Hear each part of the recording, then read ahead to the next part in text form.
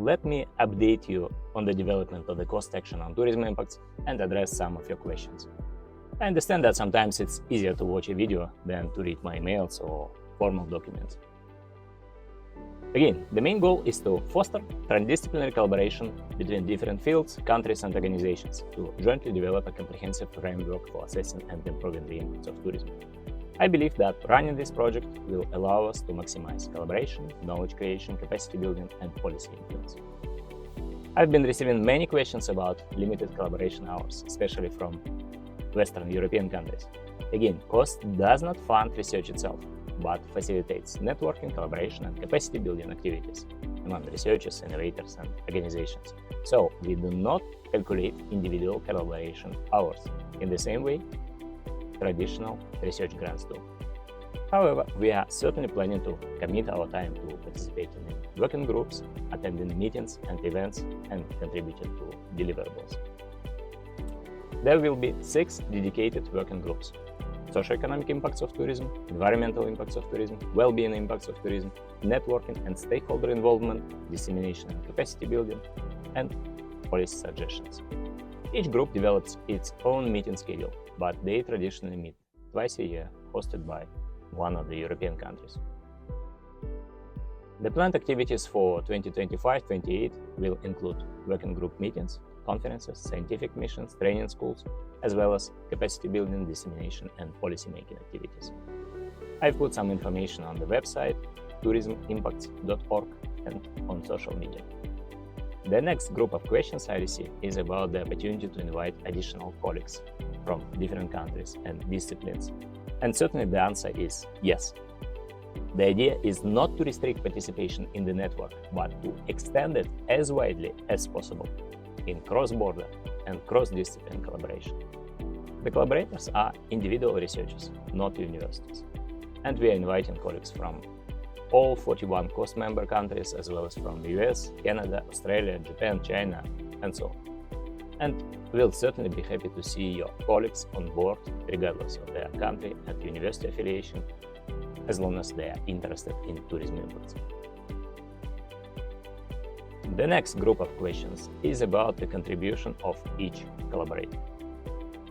I expect we'll have around 50 members in the first year of the project, and in response to these questions, the contribution of each member is more of an opportunity than an obligation. I think all members would benefit more if, in addition to working in their group, they could host a meeting in their home country and organize or participate in some scientific missions, training schools, stakeholder meetings, and so on. But again, this depends on your time availability. I've taken part and led dozens of different boards, committees, and associations. So I'm prepared for the fact that some team members will have time constraints and will not be able to fully contribute.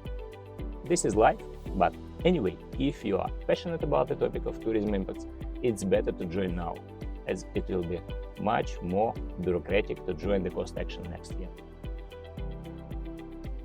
The next questions were about financial costs. There are certainly no financial costs for team members, only potential benefits. And again, the funding is provided by COST, around 600,000 euros for 4 years, to support networking activities, workshops, conferences, training schools, scientific missions, and so on in different participating countries.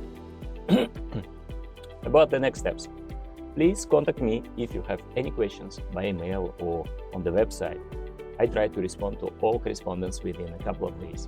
I'm always happy to schedule Zoom meetings.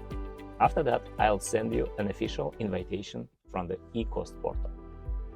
You should create your eCost account if you are not registered there yet and accept my invitation. And we'll receive the cost program decision by May 2025.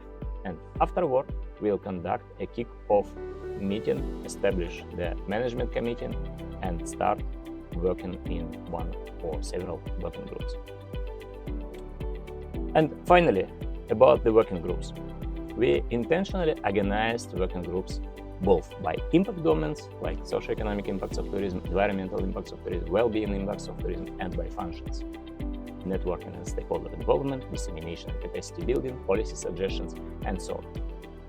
We chose this uncommon and innovative structure to achieve both the research coordination and capacity building objectives by addressing each domain of tourism impacts, maximizing collaboration and stakeholder involvement, and broadly disseminating results while building new capacities. For instance, for me personally, the policy planning will be the most important, as I always strive to convert our research results into practice. Please share this information with your colleagues from different countries, different disciplines. And by the way, do not forget that we are also interested in inviting industry partners, agencies, international organizations, and other stakeholders. Thank you for your attention, and I invite you to join the cost action on tourism impact.